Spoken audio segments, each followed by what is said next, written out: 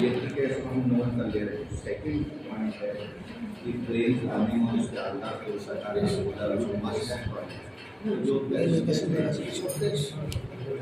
आप रिकॉर्ड करना चाहते हैं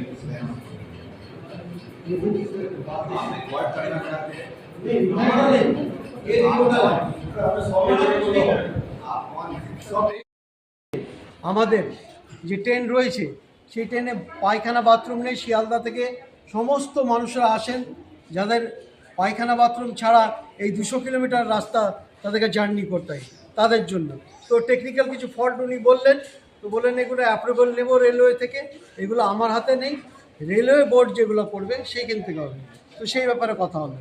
তৃতীয়ত, আপনাদের অনেক দিন থেকে একটা কথা বলে এসেছি যে আমাদের মুর্শিদাবাদ লেবার শ্রেণীর লোক, এছাড়া অনেক পেশেন্ট যারা সাউথে যায় ট্রিটমেন্ট করতে, লেবার শ্রেণীর লোক যারা কাজ করতে যায় চেন্নাই, হায়দ্রাবাদ, ব্যাঙ্গালোর, কেরালা, তো তাদের জন্য কিছু ট্রেন এক সপ্তাহে একদিন হলেও যেন আমাদের মুর্শিদাবাদ হয়ে যায়, তাহলে তাদেরকে হাওড়া বা শিয়ালদা যেতে হবে না। এছাড়াও যে লালগোলা থেকে যে একটা দুপুর 2:45 পরে করে ট্রেন নেই শিয়ালদার দিকে যাওয়া, তার জন্য ওখানে একটা এক্সট্রা ট্রেন দিতে বলেছি, উনি রাজি হয়েছেন, ওখানে হয়তো ট্রেনটা শিগগিরই দেবেন। এই কথাই হলো, সমস্ত আলোচনা হলো।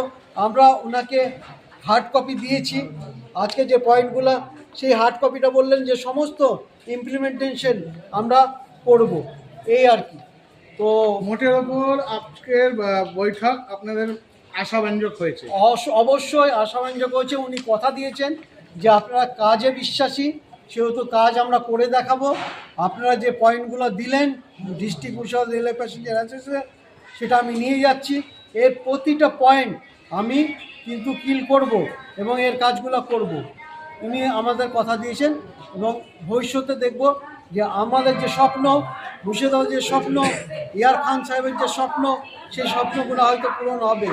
এখানে এই মুর্শিদাবাদে লালবাগে স্টেশনে বসে যেন চেন্নাই, ব্যাঙ্গালোর, মুম্বাই, হায়দ্রাবাদ সব জায়গায় যেন মানুষ যেতে পারে, এইটুকু মনে রাখবেন। তো সেই ব্যাপারগুলো আমরা কিন্তু আজকে হলো কথা এবং আশাবাঞ্জক। শারিফ ভাই, আমি একটা কথা বলি যে ইয়ার খান থাকাকালীনই আপনার আমাদের মুর্শিদাবাদ স্টেশন মডেল স্টেশন হওয়ার তুমি আরেকজনের বাইক না কথা হয়েছিল, তো তার বিষয়ে আপনার কী কথা বললেন? এয়ার খান সাহেব যখন বেঁচে ছিলেন তখন এই লালবাগ স্টেশনটা মডেল স্টেশনের লেটার চলে এসেছিলেন। ইয়ার খান সাহেবের লড়াইয়ের ফল সেটা পেয়েছিলাম, কিন্তু এখন পর্যন্ত সেই মডেল স্টেশনে শুরু হয়নি, হবে বলেছে। তবে সেই ব্যাপারটা আমরা ওনাকে বললাম যে আমরা একটা আরটিআই করেছিলাম, আরটিআইয়ের মাধ্যমে জানতে পেরেছি যে এখনও পয়সা অ্যালটমেন্ট হয়নি। সে পয়সা অ্যালটমেন্ট না হলে কাজটা হবে কি করে? মডেল স্টেশন হবে তো, লালবাগ মডেল স্টেশন মানে সব কিছু এইরকম স্টেশন না, একটা সুন্দর স্টেশন যেখানে সমস্ত সুযোগ সুবিধা থাকবে। তো সেটা বললো ভবিষ্যতে সেটা হবে, আর সেটার দিকেই তার জন্যে আমরা বারে আসছি। ওনারা আসছেন, ওনারা করবেন, ওনাদের মতন করবেন। তবে গভর্নমেন্টের কাজ যে গতিতে হয় আপনারা জানেন, সেই গতিতে চলবে। আর আমরা ডিস্ট্রিক্ট মুর্শিদাবাদ প্যাসেঞ্জার অ্যাসোসিয়েশন আমাদের গতিতে আমাদের লড়াই আমরা চালিয়ে যাব।